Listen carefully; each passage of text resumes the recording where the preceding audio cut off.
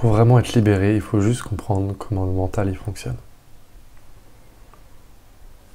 Et le mental, il a deux...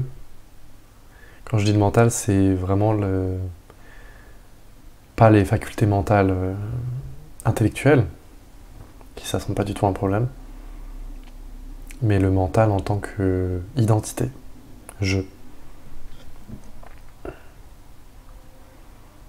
Et ce jeu, il se renforce de deux façons. Il crée son identité, il maintient son identité de deux façons. Soit en s'accrochant à l'expérience. C'est-à-dire, je veux ça. Je m'accroche à ce qui se passe. Je veux maintenir cette expérience, je veux maintenir cet état.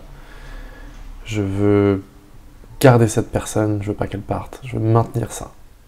Et elle garde son identité comme ça. Soit au contraire, en sortant de l'expérience. Je veux pas vivre, c'est une espèce de... Je veux pas vivre cette expérience, je veux pas vivre cet instant. Je veux pas être présent, je veux pas être... Je veux pas être dans ce moment-là, je veux pas vivre cette émotion, je veux pas vivre cette... traverser ça. Et quand vous remarquez vraiment le mental, comment il fonctionne, ces deux tendances, on peut appeler push ou pull, non pardon l'inverse, pull, ou au contraire push. Vous avez compris comment il fonctionne, vous restez juste, vous observez ces deux tendances, en vous. Quand elles arrivent, bah, on se pardonne, on ne peut pas être parfait, c'est pas grave. Mais petit à petit, on arrive à rester là, en tant que ça qui est déjà là. Et ce qui est, ça pousse pas ou ça tire pas. C'est juste là comme ça.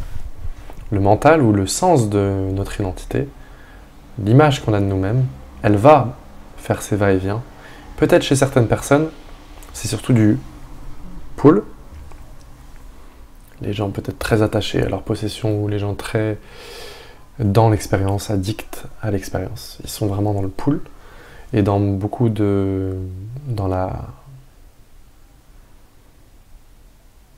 communauté spirituelle, si ça existe, c'est plus du push, je pense, vouloir sortir de son expérience. Vouloir ne pas être dans sa vie, quoi. Et les deux, c'est une forme d'identité. Peut-être que l'identité pull est plus grossière, elle se voit plus, parce que ces gens-là, ils sont très attachés à l'expérience. Mais il y a aussi une identité de « je ne veux pas traverser, je ne veux pas vivre cette expérience-là », qui est plus subtile et qui est souvent présente avec nous quand on fait le chemin spirituel, parce que tout le chemin spirituel, c'est justement se désengager de l'expérience. On nous apprend d'abord à sortir de l'expérience. Vous êtes l'observateur de tout ce qui se passe. Donc c'est un espèce de refus aussi de l'incarnation, au début. C'est un espèce de... On sort, on va dans l'écran, et on laisse tout se faire spontanément.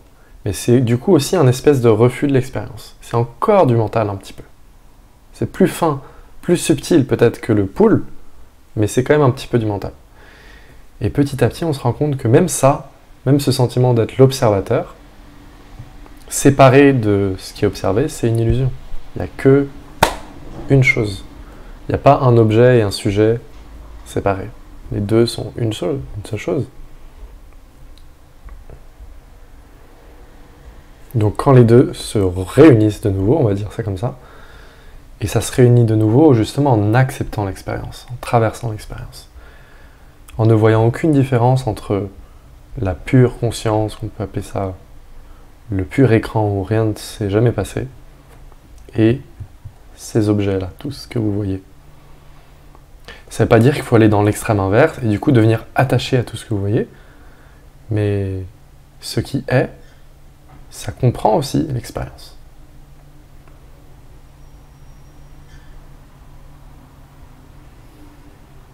Donc remarquez ces petites tendances, moi je les remarque en moi-même, je me les note.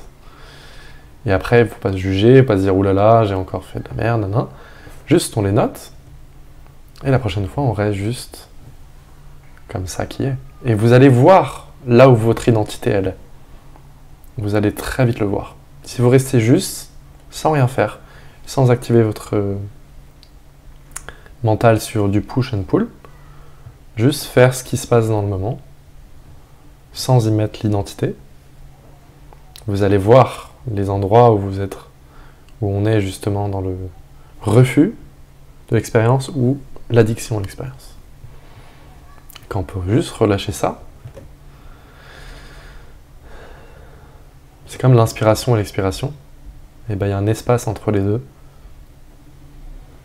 qui est juste. Et ça, c'est ça qu'on est vraiment.